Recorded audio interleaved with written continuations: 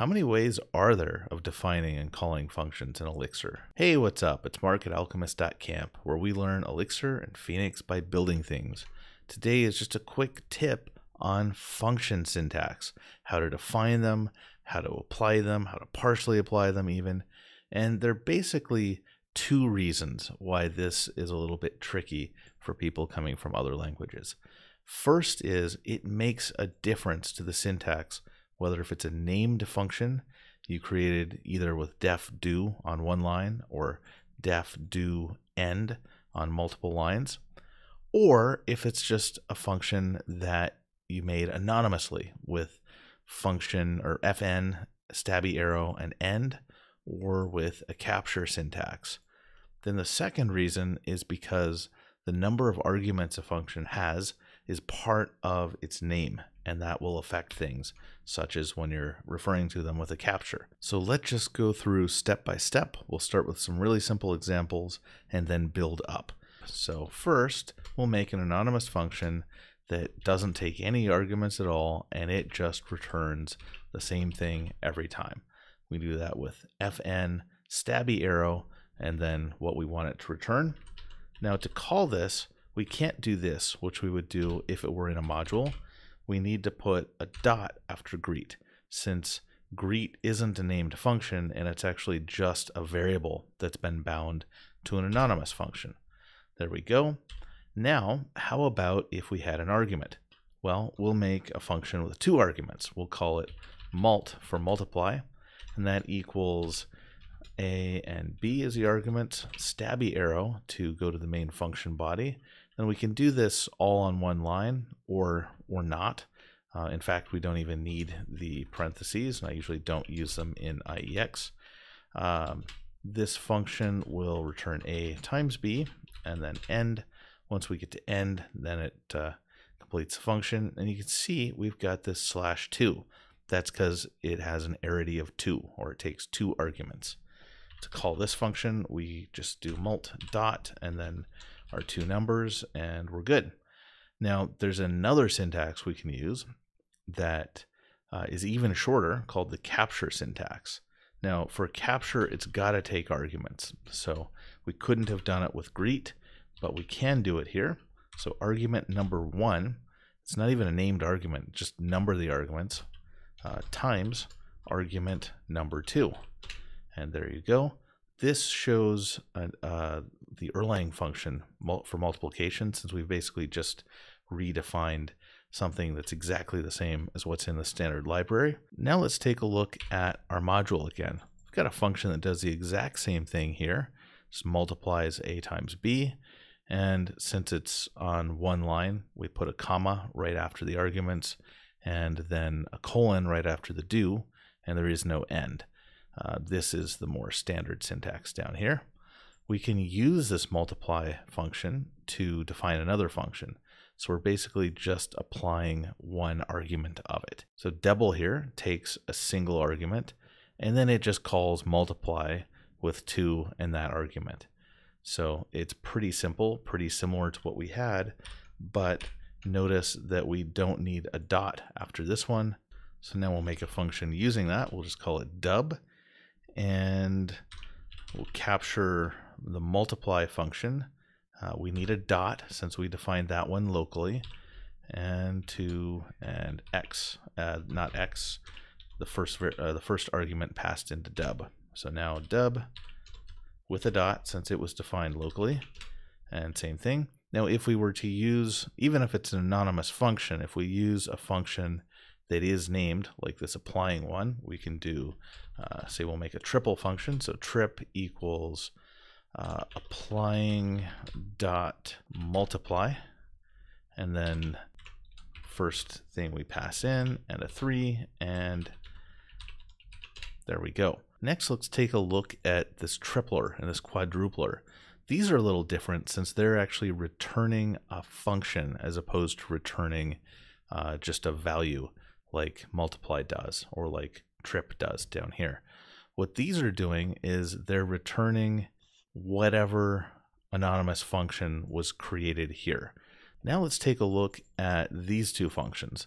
they're a little bit more complex since they're not returning a normal value, they're returning a function. So this is the FN syntax version, and this is using a capture. We're just capturing multiply and then passing in 4 and the first argument to the function returned, not to quadrupler, but to the one it returns as an argument to multiply. That's a little bit complex, so let's take a look at this. First, we'll alias our applying module just to make it shorter.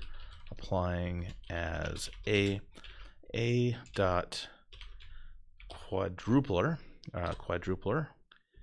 So we call that, and that just ends up returning a function for us. So we'll call this one quad. And now what happens with quad? Can we call that?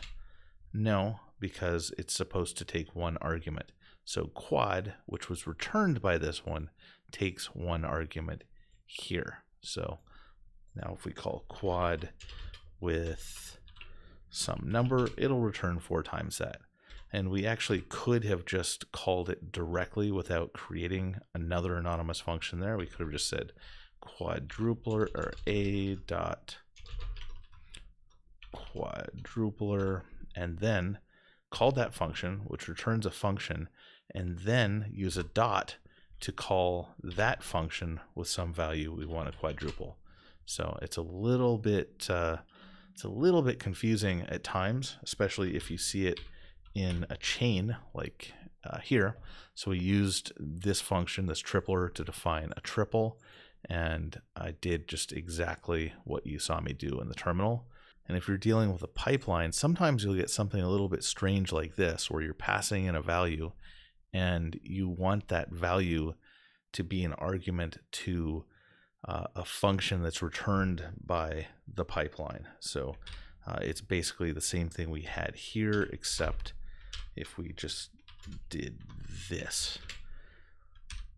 And what we have in the do twice function is a little bit more complex.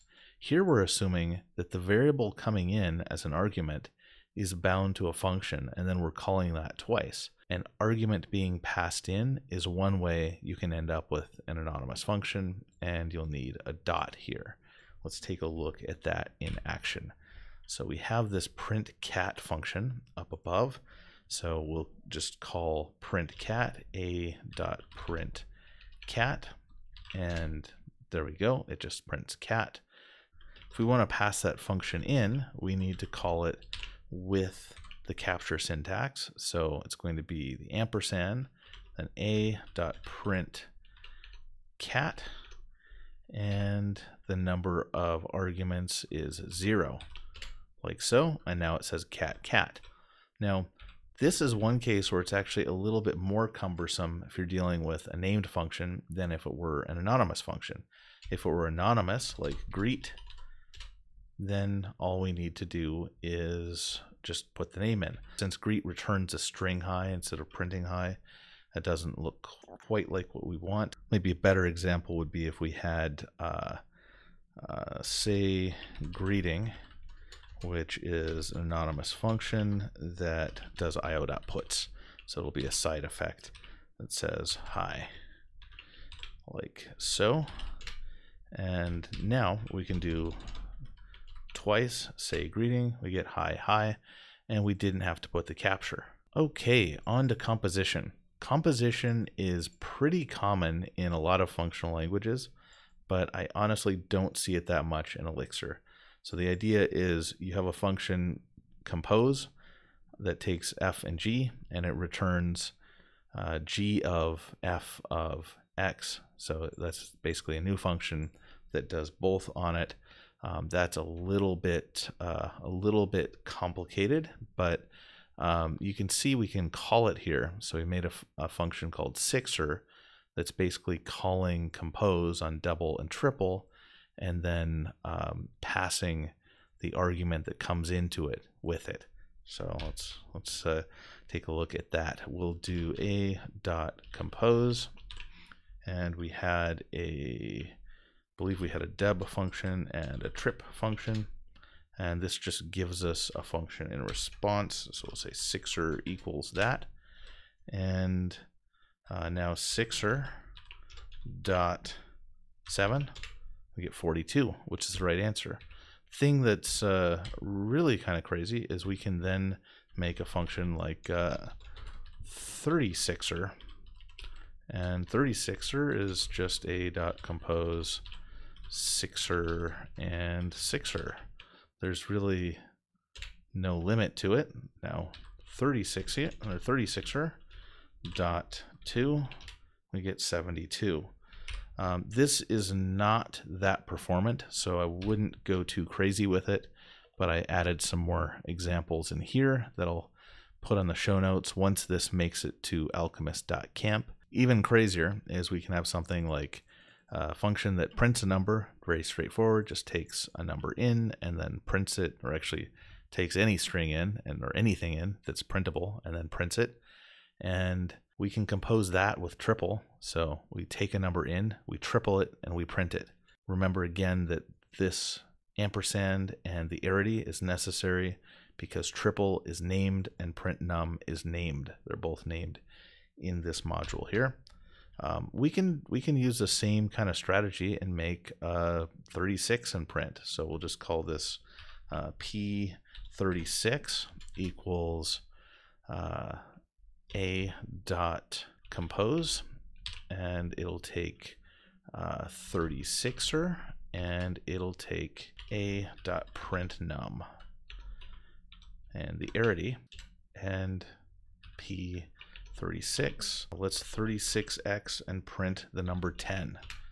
The number is 360. And that pretty much covers it. There's no currying in Elixir. You're not going to see stuff even this elaborate in most production code. In fact, if you do, it's probably a sign that something has gone wrong.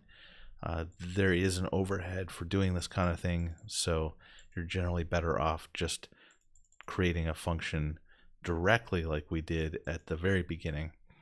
And the key takeaway is it matters if a function's named or not. If it's named, you don't need a dot after it to call it. You do, however, have to capture it if you want to pass it to another function. And part of its name is the number of arguments it takes. If it's not named, or if it's just returned by another function, which is one way to get an anonymous function, then you need the dot. And sometimes you get weird stuff where you see 2 dots. Hope this was useful, and I'll see you next time. If you learned something from this Elixir tip, then go to my newsletter, type in your name, your email, and join. I'll send you summaries with links to my newest tutorials, articles, interviews, and projects. Of course, you can unsubscribe at any time.